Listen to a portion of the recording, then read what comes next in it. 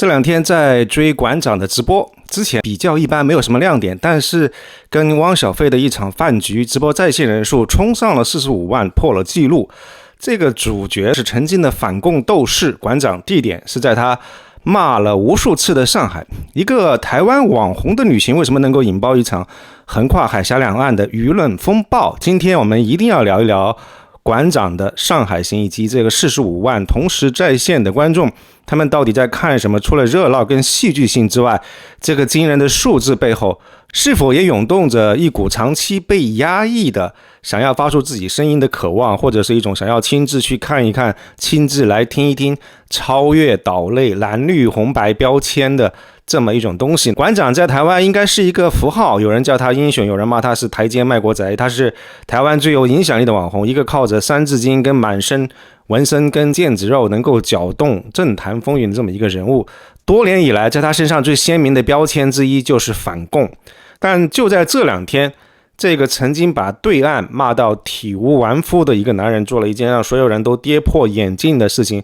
就是他去了上海做直播。结果这样一场旅行非常意外的引爆了一场横跨海峡两岸的舆论风暴，一场关于真相跟谎言的这个叙事的战争。我们来看一看，通过一个台湾网红的镜头是如何撬动海峡两岸最敏感的神经的。这件事情，这个直播为什么很重要？是因为它触碰到了两岸之间最敏感、最核心的问题，就是我们对彼此的认知究竟是真实的，还是被有意构建的。在台湾这边，一些媒体，尤其是1450网军长年累月的渲染，对岸仿佛是一个被高度符号化、被妖魔化的存在，不仅仅只是落后不民主、不自由、吃不起茶叶蛋，而且整天文攻武吓欺负台湾，这就是一个需要拼死抵抗的敌国跟威胁。而身在海外，随时打开这个推特，我已经习惯了，就是1450跟青鸟用最伤人的这个标签把中国人蔑称为支那，不愿意承认中国取得的哪怕任何一丁点的进步，用尽一切的手段抹黑中国。而汪小菲呢，这个在台湾媒体口中的渣男，这次非常意外的成了一个典型。馆长的直播就像是有几十万人共同参与的一个强制性的事实核查。当充满敌意的这个滤镜被拿掉以后，人们看到的是什么呢？是一个曾经被妖魔化的这个汪小菲，在镜头面前实际上是一个非常热情周到的东道主，一个非常愿意花时间陪小孩的父亲。这个让无数的留言涌向了一个词，就是改观。有很多台湾网友说，原来只看新闻认识一个人真的会与事实脱节。还有人评论说，这个台湾媒体的公信力又一次下降到了0摄氏度以下。我在翻看视频评论区的这些留言的时候，不禁在思考一个问题，就是在我们的脑海里面还有多少认知是建立在被精心筛选甚至扭曲过的叙事之上的呢？45万这个数字为什么如此震撼？是因为这个数字超越了这个美国网红甲亢哥的直播记录，超过了台湾选前之夜的最高的流量记录。那这种规模的直播在线人数，不仅在中文的互联网直播历史上极为罕见，哪怕在全球范围内也属于顶级的水平。那这45万人，他们来自于海峡两岸，来自于马来西亚、新加坡，来自于北美，来自于世界各地每一个角落的华人，在那个瞬间，他们都用自己的在线观看形成了一个巨大的线上的来自于民间的共识。这个共识其实比任何政客的口号都要更真实更响亮，那就是我们想要的是交流，不是对立，不是战争，不是仇恨，是理解，是和平。那沉默的大多数其实用他们的这个同时在线的观看，为和平投下了最真实也最珍贵的一票。中国人自己人不打自己人。但这一次直播最让我无法平静的是刷到这么一条留言，有一位网友说，他父亲是一个出生在民国27年，也就是1938年的老人，他亲眼见证过日本殖民的这个残暴，他一辈子都关心台湾的民主，但是当他看着馆长跟大陆的朋友在互动的这个直播的时候，眼泪一直在默默的往下流。我反复在想，一位80多岁的台湾老人他为什么会流泪？我想那是因为他看到了终于有人站出来做了一些超越政治的，让华人血脉里面最朴实最真实的情感能够互相连接的事情。当一个曾经标签鲜明的人能够和对岸的人坐下来，像许久不见的亲戚朋友一样吃饭聊天，所有复杂的那些政治的论述，所有这些尖锐的冲突跟对立，在那一刻仿佛都失效了，它就只剩下最简单的2个字：人性。另外一位台湾网友的话也像针一样的扎心，他说，当你在嘲笑人家翻墙的时候，我们台湾不需要翻墙，已经是自己筑好了城墙，活在自己的世界里面。所以我在想，我们苦心追求的自由，难道就真的是让我们用偏见为自己建造一座信息监牢的自由吗？其实真实的人与人之间的连接，才是能够拆掉我们心中那堵墙的最强大的力量。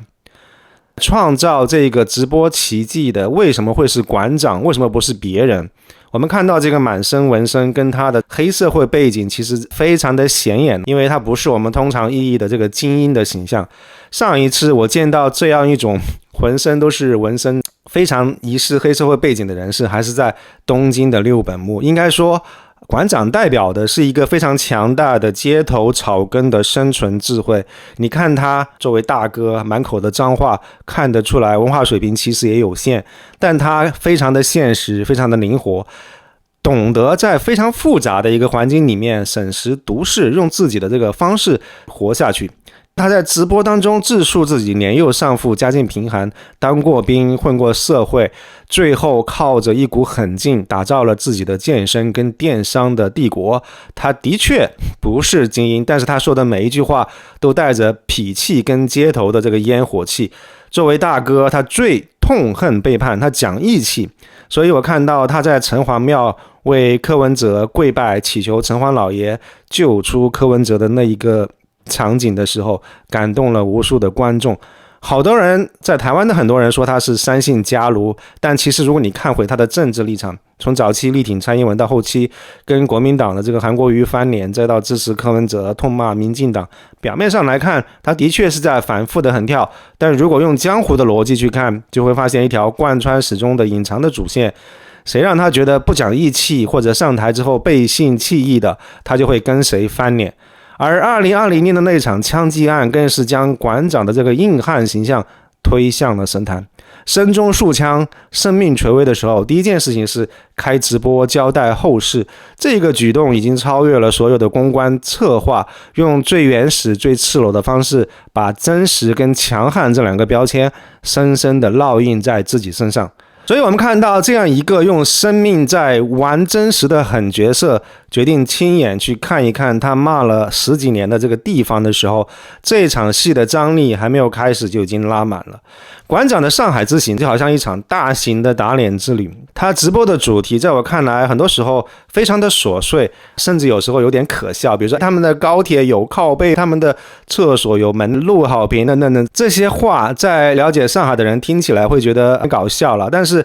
我相信在台湾这么一个特定的信息茧房的环境里面，那些没靠背、没有厕所门、没钱吃茶叶蛋的这些荒诞的迷因，或许的确存在于一部分人的认知里头。当馆长用他那个标志性的出力的嗓音，非常惊讶的喊出这些话的时候，他真实的是在用一种最笨也最直接的方式，用力来撞击那样一堵信息的高墙。而最精彩的是大陆民间的反应，他们没有愤怒，没有谩骂，反而上演了一场教科书级别的文化的柔术。你不是觉得我们大陆人吃不起茶叶蛋跟榨菜吗？好吗？我们成箱成箱的送给你。这个行为被网民戏称为饱和式的投喂。大陆网友有一种发自内心的幽默和自信，你看你过去嘲讽我们的这些东西，现在被我们拿来当做欢迎你的礼物。这样一种源自民间充满了生活气息的互动，瞬间就消解了冒犯，化解了彼此的尴尬，变成了一场全民参与的这种梗文化的狂欢。当大陆这边上演狂欢的时候，海峡的另外一头其实是一场舆论的风暴正在酝酿成型。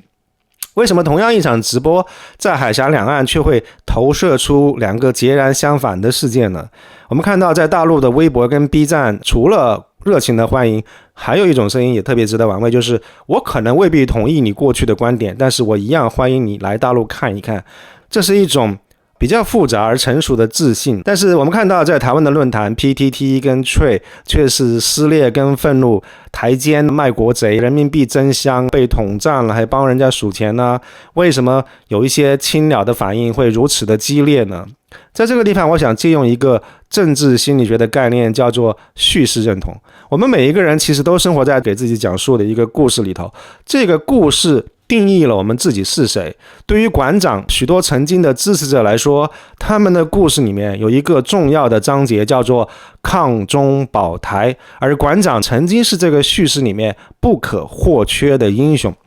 但是现在这个他们心目当中曾经的英雄却突然跑到敌方的阵营去投诚，然后回过头来说，兄弟们，我们以前听到的这些故事好像有点问题，我被误导了。当馆长说出这句话的时候，他不仅仅在改写自己的故事，他也是在否定他的追随者们曾经相信的这些故事。所以这个转变会给那些将抗中保台作为核心身份认同的青鸟群体带来一个巨大的认知失调跟被背叛感。因为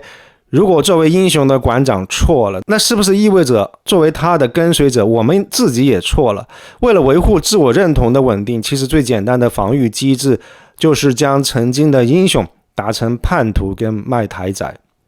就是将曾经的英雄打成叛徒。所以在台湾的这场骂战表面上是正直，但是骨子里头却是一场非常痛苦的身份保卫战。不过这个又引出了另外一个更深层次的问题，就是为什么他们的身份认同会如此的脆弱，如此的不堪一击？这背后究竟隐藏着一种什么样的这种集体的焦虑呢？所以绕了一大圈，我们回到了最初的问题，这场风暴的核心到底是什么？我想核心是两种沟通模式跟叙事逻辑的对决，一种是自上而下民进党在岛内发动1450网军的一个宣传逻辑，任何他们不喜欢的事实就是对岸的认知作战是统战，任何他们不喜欢的人就扣上大外宣的帽子。而另外一种是带着手机跟直播团队直接跑到对岸，简单粗暴的展示现场给你看，哪怕直播的过程充满了瑕疵，甚至有一些混乱，有人故意来砸场子，要把所有的这些惊讶、笨拙、感动跟冲突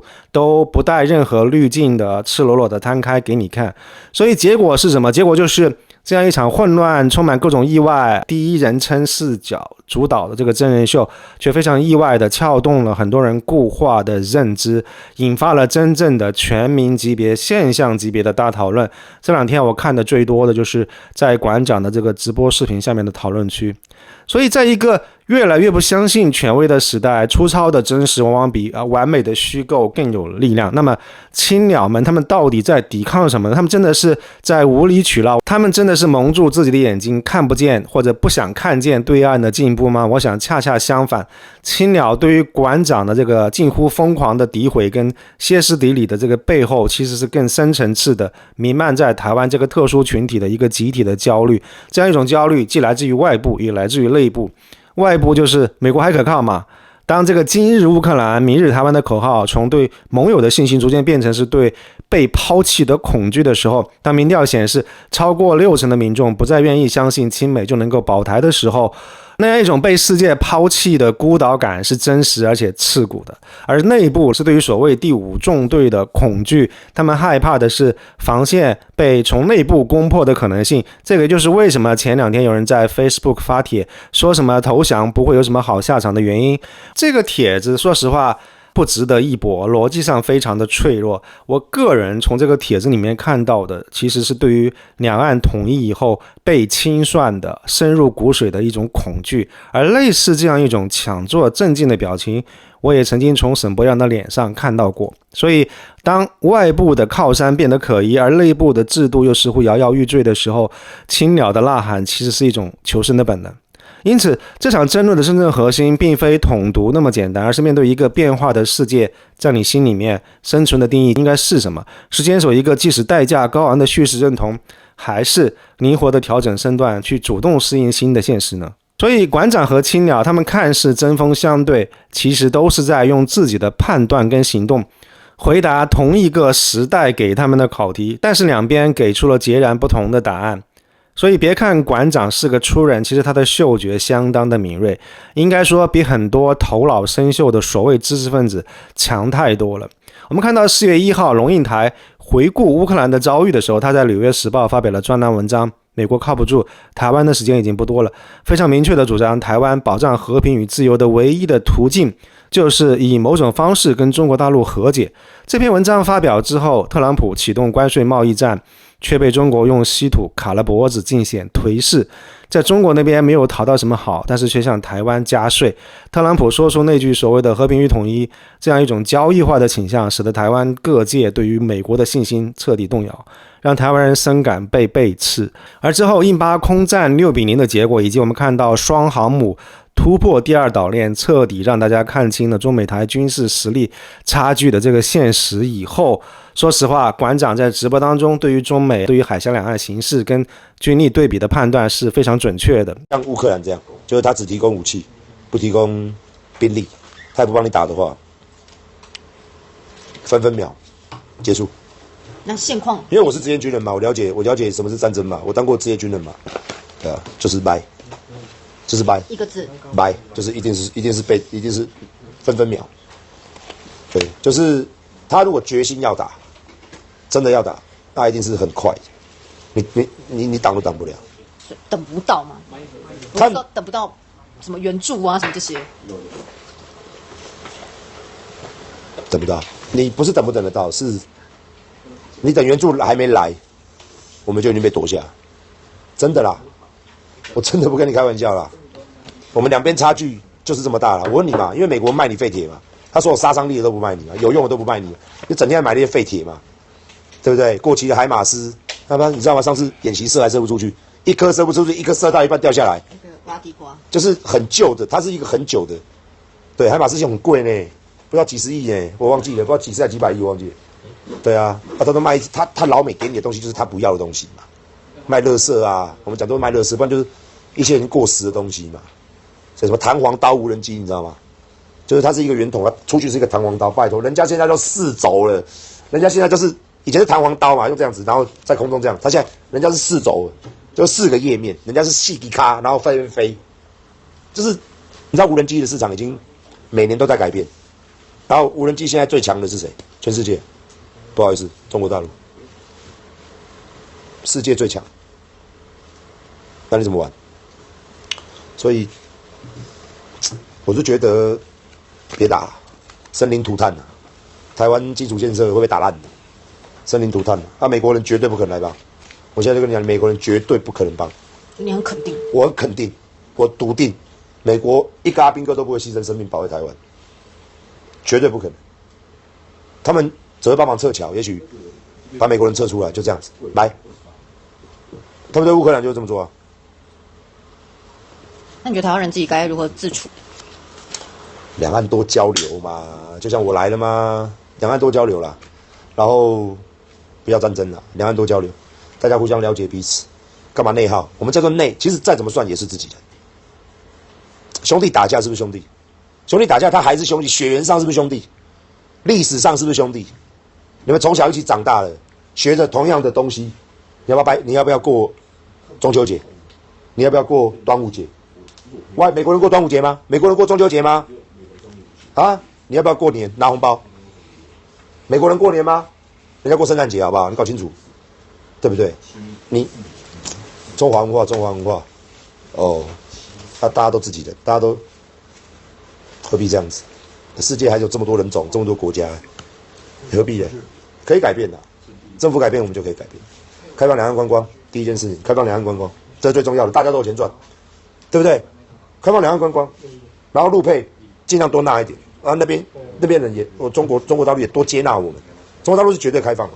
对我们台湾人是绝对开放，我们台湾要有 sense， 就是开放这个两岸交流，然后对陆配人家不要刁难，然后两岸多的互相了解、互相观光、互相认识、互相做生意，永远不会打，只会一起变得很强。因为当你打破了这个隔阂之后，我们就可以跟中国大陆要技术啊，你愿不愿意帮我，让我变强？基础建设、铁路、高铁、机场，方方面面，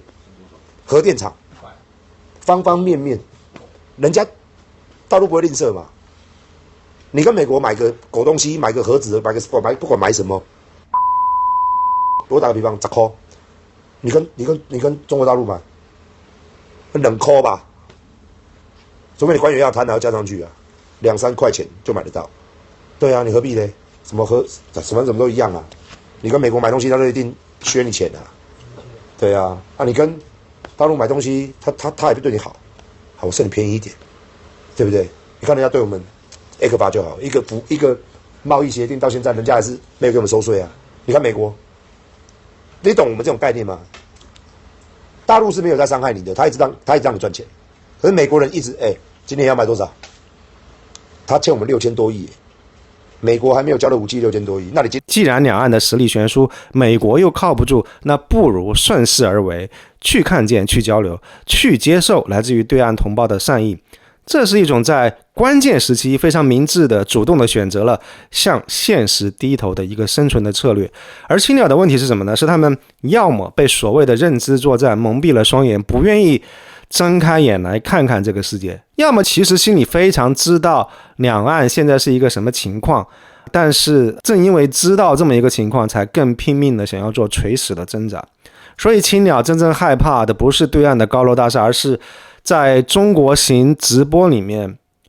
通过镜头看到那个有能力让原本不拘小节的馆长变得非常有礼貌的强大的力量。当然我们不能够天真，一次旅行肯定改变不了彼此根深蒂固的在台湾岛内的结构性的矛盾，信息战的迷雾依然笼罩着我们每一个人。馆长的直播很明显是一个开端，也是一个高风险高回报的试探，它有可能会打破隔阂，但是完全也有可能会加剧岛内的一个政治的对立跟撕裂。不过至少向我们提出了一个非常重要的问题，当一切都被政治化，所有的东西都被算法推荐喂到我们嘴边的时候，我们应该如何保持自己的独立的观察跟思考？那句古老的智慧，百闻不如一见，在今天是不是比以往任何时候都更加珍贵？因为每一个人都在刷手机，通过短视频来认识我们的这个世界。当宏大的叙事互相碰撞的时候，那些人与人之间最微小的最真实的连接，哪怕是一句善意的玩笑，一次热情的投喂，或者是一个不期而遇的微笑，他们的力量我们是不是也经常低估了？所有这些，欢迎您在评论区留下您的看法。如果您觉得这个视频对您有所启发的话，请不要忘记点赞分享，并且订阅艾森的频道。我们相信任何有价值的讨论本身就是一股不容忽视的力量。非常感谢您收看艾森的频道，祝您有心情愉悦的一天，谢谢。